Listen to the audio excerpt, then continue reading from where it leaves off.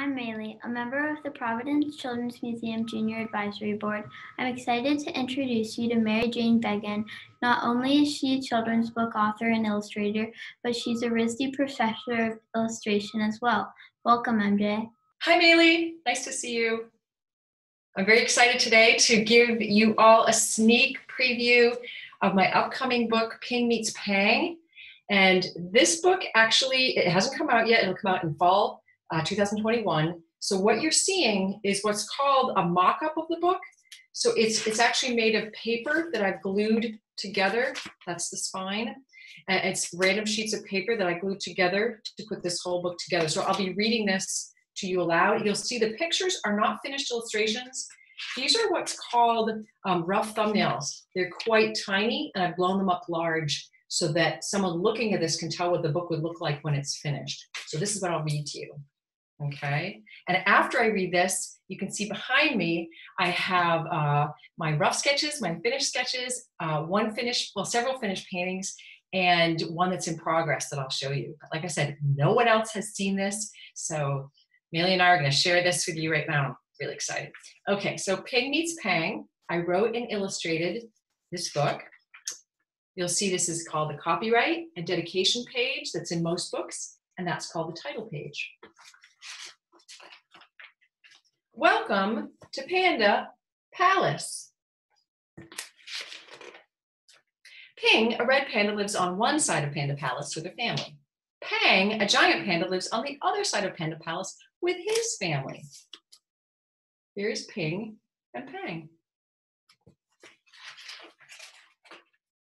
Peng is proud to be a panda.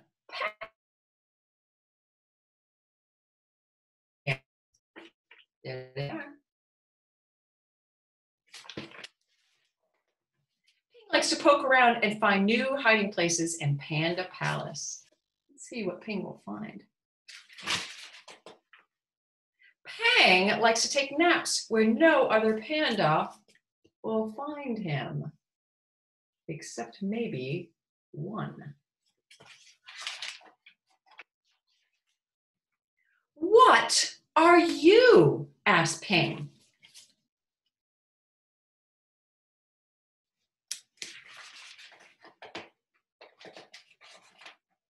I'm Pang. I'm a panda. What are you? I'm Peng. I'm a panda. The pandas stared at each other for a really long time. Pandas are black and white, says Peng. Pandas are black and red, said Peng.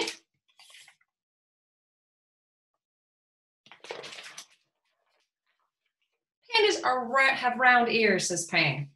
Pandas have pointy ears, says Peng.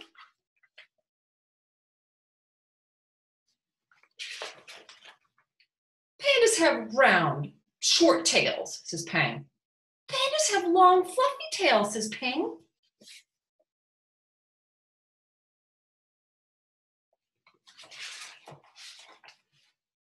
Pandas like to sleep, yawns Peng. Pandas like to climb trees, declares Peng.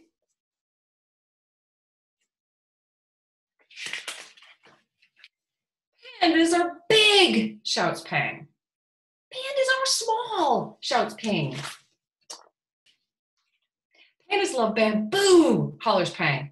Pandas love bamboo, hoots Peng.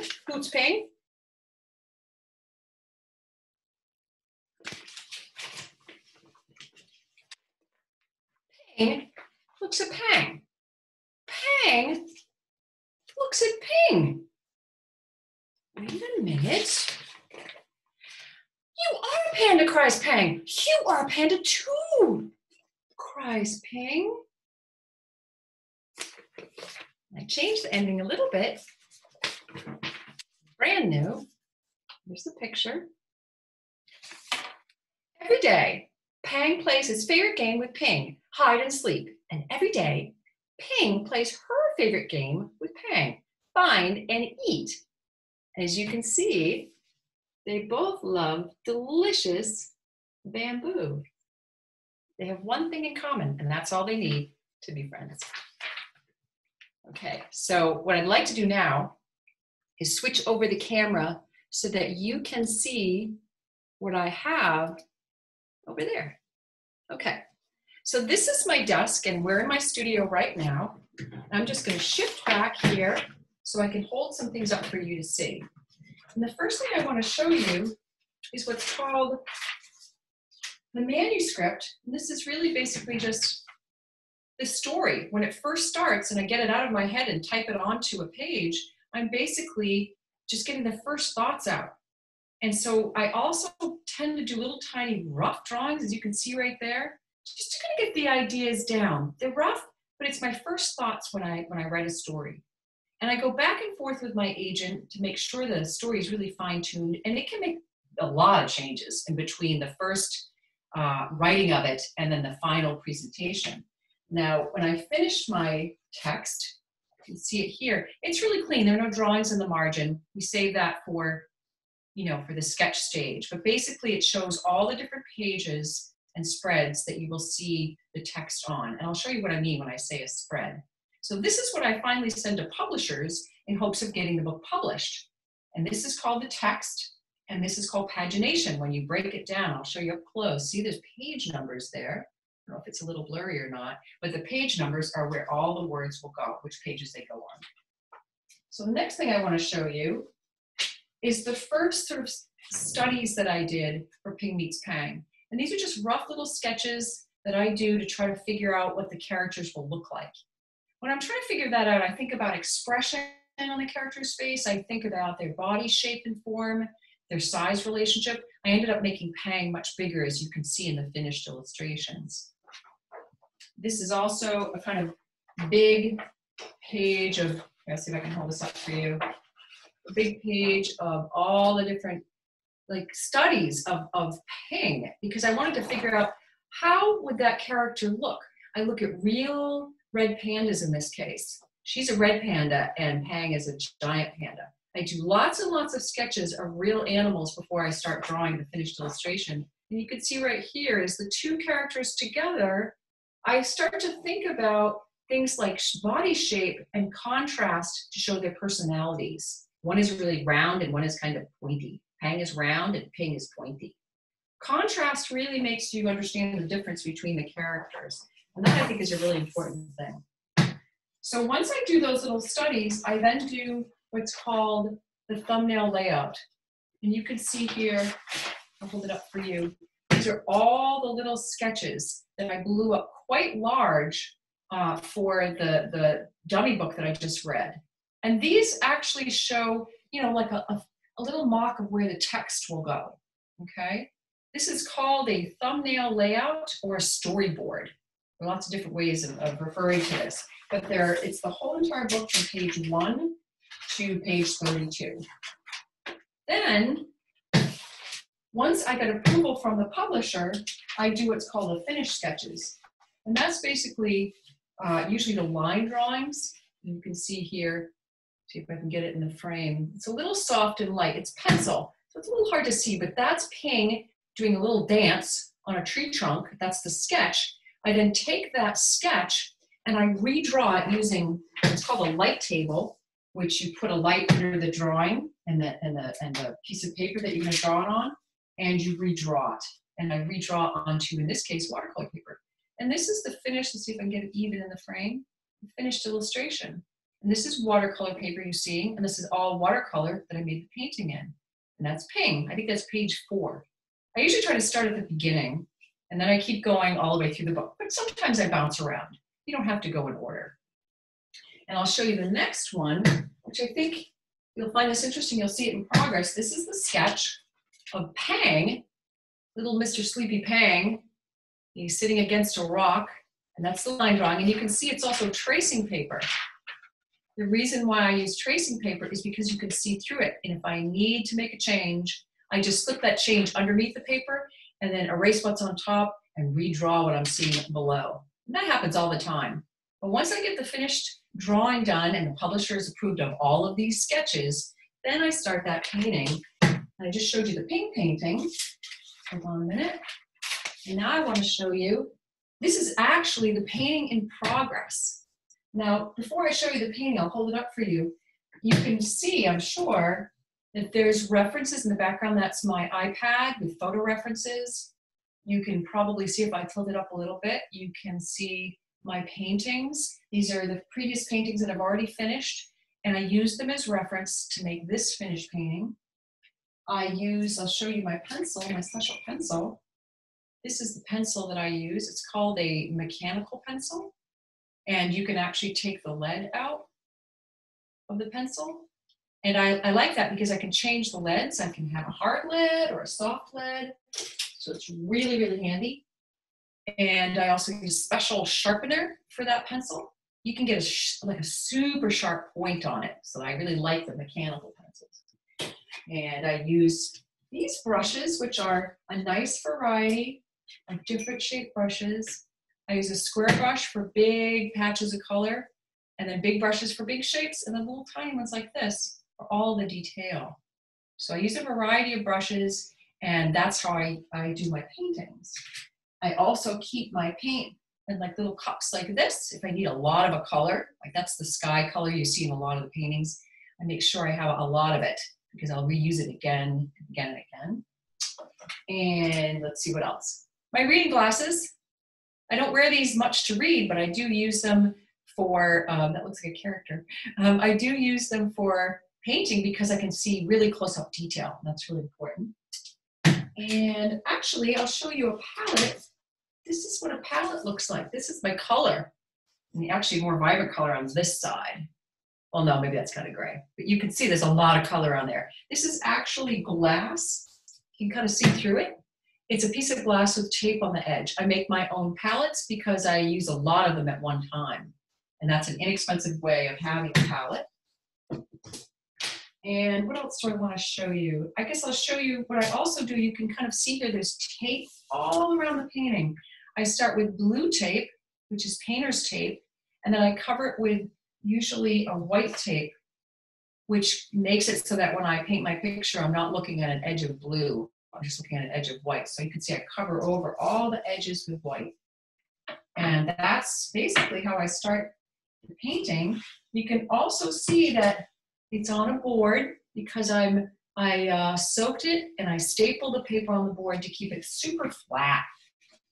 And that's just a whole other process. I can't really demonstrate that for you now, but that's what I do. And then you can see here I have tracing paper in the upper corner to cover the sky so I don't accidentally smudge it or get color on it. And that's Peng, he's in progress. And then I'm painting the rocks around him. Next will be grass and then the dirt, and then this piece will be finished. So that is the whole entire process. I have about 13 more paintings to do. So that's the process for making the book. And I don't know if you have questions or anything you want to ask me immediately, but yeah, I have a few questions. Okay. So what was your favorite book growing up?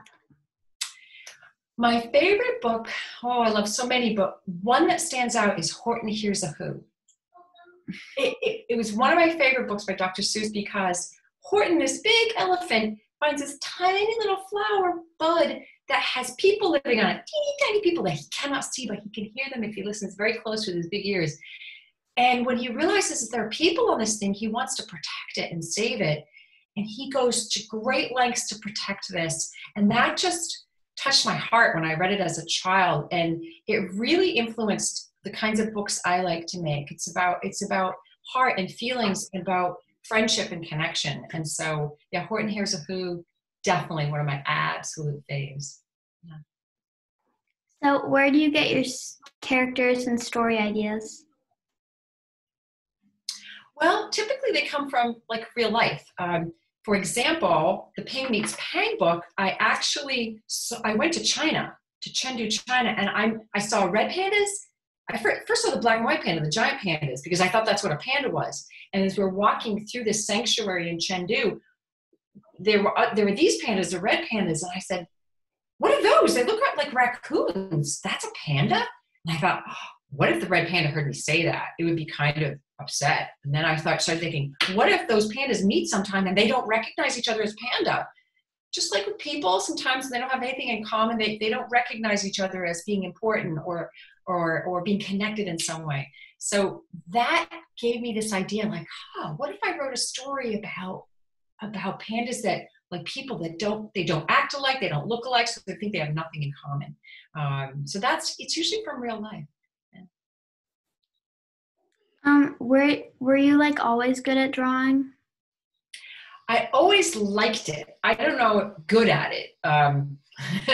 That's a big question, but I always like to do it. I actually got out of my files and stuff to show you.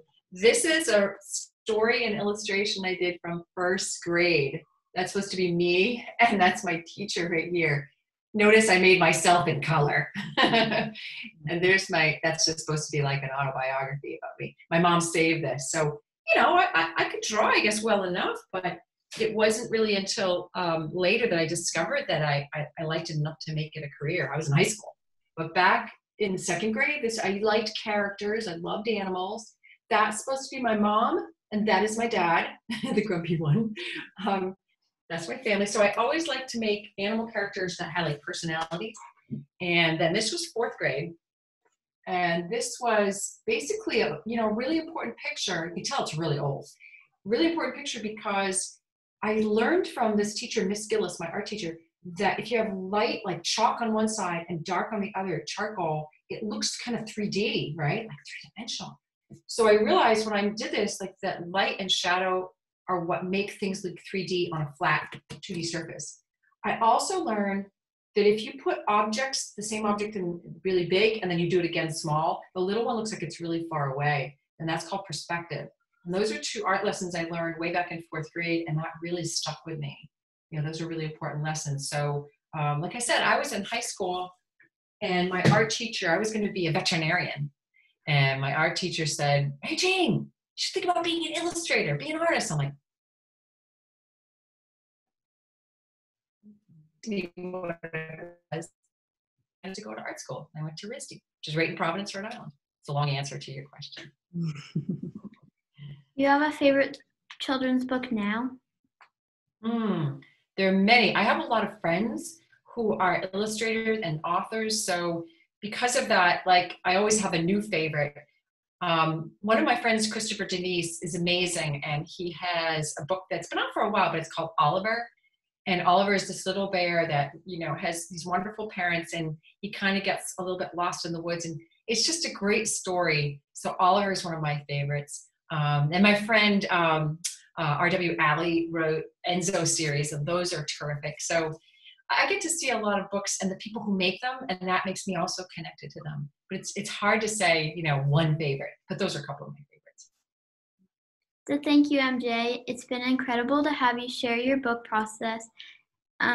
Make sure to check out bookstores in fall of 2021 to get this book for your own collection. If you're interested in joining the Junior Advisory Board so you can interview authors and illustrators like MJ, or tell us what you'd like to see, make sure to get a grown-up to fill out your application for the JAB on our Facebook or Instagram channels. Make sure to subscribe so you don't miss any of our events, and thanks so much for watching.